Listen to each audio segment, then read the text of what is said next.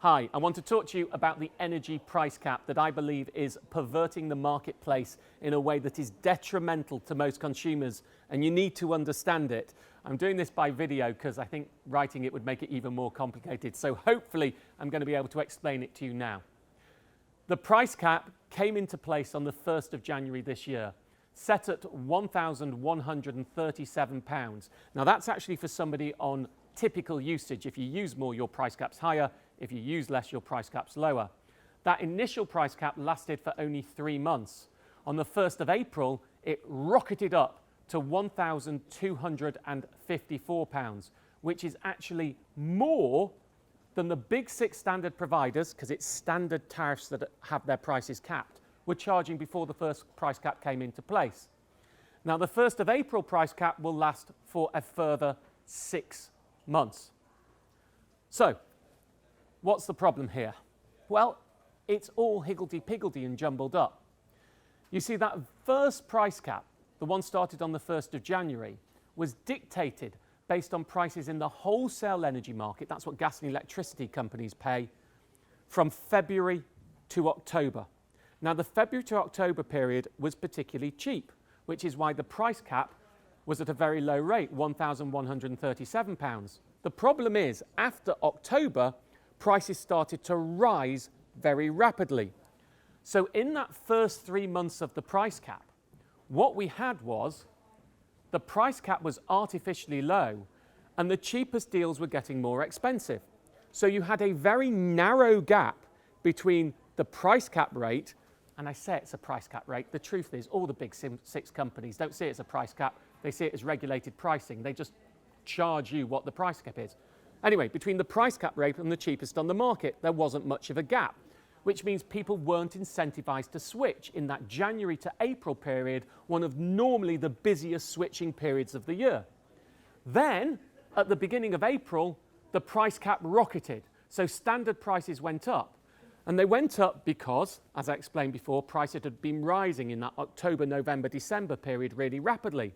At the same time, wholesale prices started to drop, meaning the cheapest prices on the market got cheaper.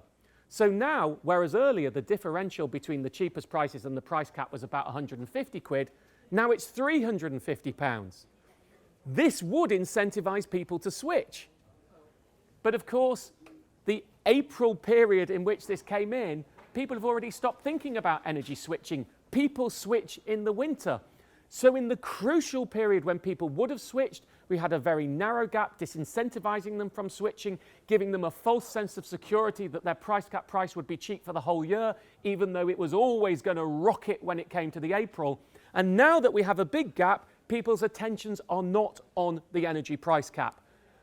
This is going to continue. My guess is in the next price cap, the price will come down again, but the wholesale prices will have probably risen again, so we get this very weird shape that doesn't work for the market. The gap between the wholesale prices that we're basing the price cap on and when the price cap starts is simply too long and isn't working. Now, I need to put this in context. I was never a supporter of the price cap in the first place. I always said it would have perverse effects on the market, and this is just one of the ways that it does that. And I think part of the problem here is politicians simply don't understand the energy market. They feel they have to do something to bring prices down, but they don't have a coherent philosophy. There are 2 ways to deal with energy. One, you say we want competition. If you want competition, you have to have big differentials between the cheapest and the most expensive. You have to accept some people are going to pay more than others. If you don't want competition, instead of trying to tweak the nipples of the system in the way that it doesn't work, then just regulate prices and say, this is what you have to charge for energy. Either of those 2 models can work, but when you try and have a hybrid, they fight against each other.